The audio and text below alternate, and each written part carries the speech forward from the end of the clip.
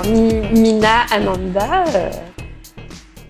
était une petite fille rêveuse et assez disciplinée. Et donc elle rêvait d'être une sorcière de village, pratiquant la médecine traditionnelle de l'Inde. Et donc elle s'imaginait avec un oiseau perché sur son épaule et à aider au maximum la population. C'est certainement mon parcours de vie, mais sans doute mes origines indiennes qui m'ont permis de réfléchir au devenir des populations indiennes donc qui sont venues par le bateau en Guadeloupe et qui étaient quelque part déracinées et qui devaient s'approprier cette nouvelle culture. Et c'est aussi la complexité du cerveau humain et en fin de compte la possibilité d'influencer le devenir des êtres humains en les accompagnant dans leurs choix. L'Institut ayurvédique de la Guadeloupe a vu le jour le 16 juillet 2013. J'avais commencé la formation de praticienne en Ayurveda dès 2010. Et donc cette formation est venue à terme en 2013 et s'est conclue par un stage dans une clinique ayurvédique dans l'état du Maharashtra, au centre de l'Inde. Donc l'Institut ayurvédique a démarré avant la finalisation de cette formation. Et très, très rapidement, il y a eu des demandes de la part de l'Université des Antilles à travers les cours de prévention du vieillissement cérébral, à l'Université du temps libre, mais aussi des demandes pour la prévention de la maladie d'Alzheimer au niveau des centres communaux d'action sociale, le rectorat de la Guadeloupe, la sécurité sociale et aussi des organismes de formation privés. L'Ayurveda est une médecine millénaire donc qui remonte à plus de 5000 ans, qui considère l'individu dans sa globalité en se référant aux éléments de la nature, à savoir l'eau, l'air, le feu, la terre et l'éther.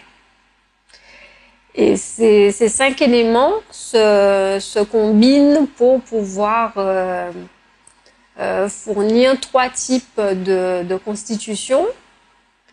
Donc Vata, donc l'air et l'éther, Pitta, donc l'air et le feu, et Kapha, donc l'eau et la terre. Ces éléments sont bien évidemment présents dans l'univers, mais on les retrouve aussi à l'intérieur de nous-mêmes.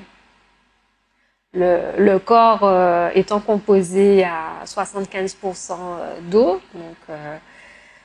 donc ça apparaît clairement. Ensuite, il y a toute une activité de transformation dans le corps, comme le feu. Donc on peut le voir dans les étapes de la digestion ou même l'élaboration des idées.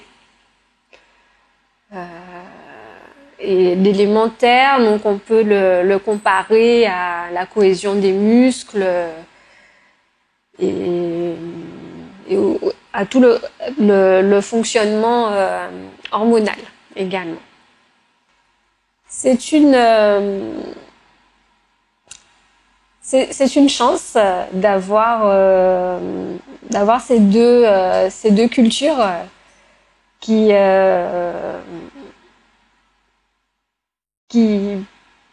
traduisent avec avec l'indianité, donc tout un volet de spiritualité, de culture ancestrale millénaire, et de l'autre côté avec la culture caribéenne.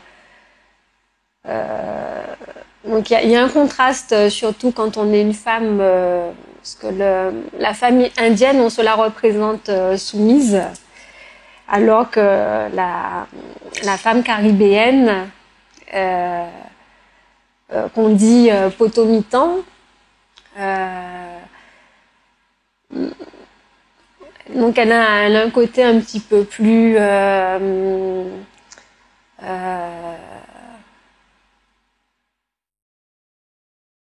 un petit peu plus extraverti. Donc il y a un beau contraste entre les deux. Comparativement à mon aspect serein, mais il y a régulièrement des obstacles à surmonter, puisque moi je viens d'une famille de grands-parents plutôt dans le milieu de l'agriculture. Donc mes parents, eux, donc sont issus de la catégorie moyenne, mais ils ont été confrontés à un divorce. Donc il a fallu se forger une carapace et effectuer des petits boulots pendant les études pour pouvoir justement aller jusqu'au bout. Donc il faut vraiment derrière des choix affirmés, savoir ce qu'on veut dans la vie pour pouvoir tenir ces objectifs-là. Mais effectivement, j'aime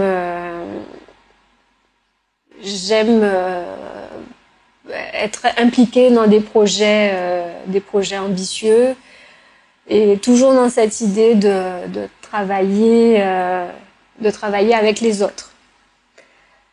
Donc si des collègues ont des compétences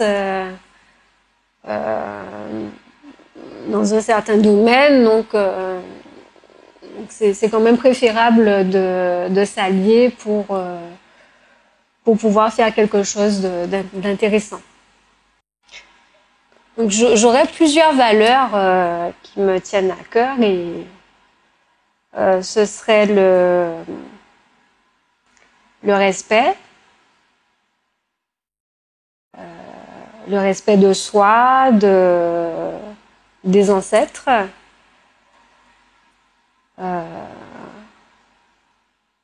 la compassion,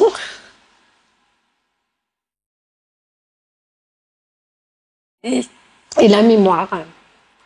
Donc si je dois choisir parmi ces valeurs qui quelque part se rejoignent, donc on pourrait parler de l'amour sincère.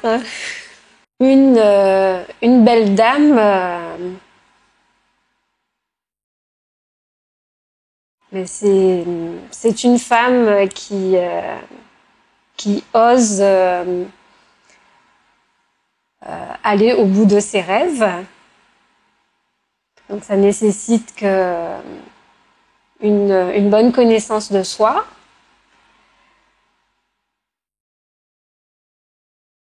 et qui est prête à se donner les moyens pour pouvoir atteindre ses objectifs